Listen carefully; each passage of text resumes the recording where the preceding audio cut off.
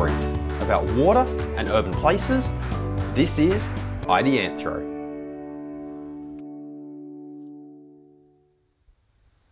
Hey everyone, welcome back to ID Anthro. In today's episode, I would like to discuss with you how when it comes to assessing whether a stormwater treatment system, and we're going to talk about bioretention systems because we always do, because they're just so common, it just makes sense to talk about bioretention.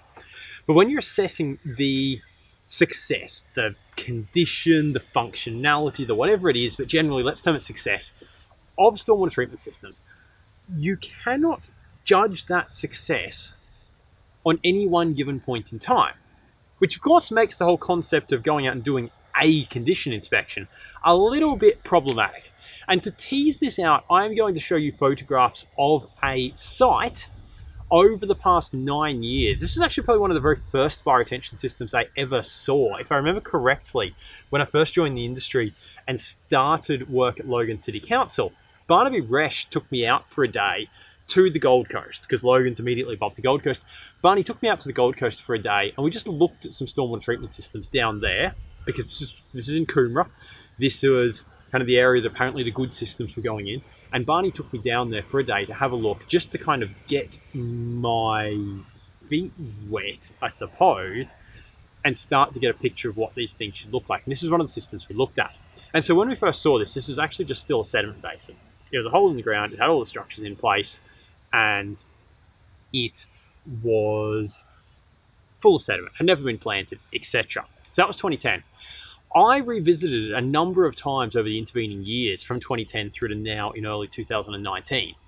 And I'm going to take you through it. This is what I saw. So, first 2010, sediment basin, full of sediment. Fair enough, it's doing its thing. That was the stage of the development. Later on in 2010, we have this shot where it was first planted out. Really immature plants, fresh looking filter media, not a lot to be said there. We fast forward to 2011 and we see plants starting to mature a little bit, but oh no, sediment's got into the system. Not looking particularly good. We can see another shot from 2011, same sort of thing going on. Plants are starting to mature a little, but fundamentally they're really quite immature and sediment's got in. So at this point you're like, look, there's a good mix of species in here. We've got some Carex, we've got some Lomandra, we've got some Juncus, possibly some Isolepsis in there. There's a good mix. Things are maturing. Nothing seems to be dying off. There is some sediment. And then we come to 2014. Oh no. How many times have you seen this in a bioretention system? Heaps of gaps. Only the Lomandras are doing okay, but there's certainly not enough of them to really fill up the space. This looks like just another one of those systems that's losing its plants, starting to die. And if you assess it at this point in time, you're like, look, it's functional, but it's not perfect. And there's a few things to be concerned about. There's a fair bit of sediment. There's not enough plants in there. Lomandras aren't the best treatment performing plant. This is a bit concerning. What's what it looks like it's being nuked with herbicide, because there's nothing else in there really. We get another shot a little bit later in 2014, and similar story, but the weeds are getting in, so it probably looks like they haven't even sprayed it anytime recently. So you're like, oh, this could go a number of directions. They might come in and spray it and it might stay all nuked out, or they might just let the weeds take over, neither of which are ideal situations. So assessing at 2014, you're like, oh, look, darn, it's another one of those systems. But then we come to 2016. Isn't that interesting? That looks like a pretty well established system. Yes, it's Lomandra monoculture. Yes, the sediment's still in there. But if you assess this system at this point in time, that's not so problematic, is it? And then I just revisited in 2019, just a week or two ago, which is what prompted this video. Oh, you look at that. It's actually stood the test of time. 2019, it actually looks still pretty similar to 2016. And yes, there are still problems. The sediment's in there. I'm not claiming the system's perfect. But the point that I'm making is that if you assess it at any given point in time, you can get a completely misleading idea of what's going on. It's far more useful to understand the trajectory of a stormwater treatment system than it is to actually understand it at any one given point in time. Now, the good thing is, in any one given inspection, you can often deduce things about trajectory. But the point there is that we're not just going, look, this is what it is now, but you're actually looking at it and going, okay, this is what we see. What can we deduce about? Is it doing this? Is it doing this? Is it flatlining? Is it off a cliff? We have to get some idea of where it's going to be able to give an indication of actually how successful is this system.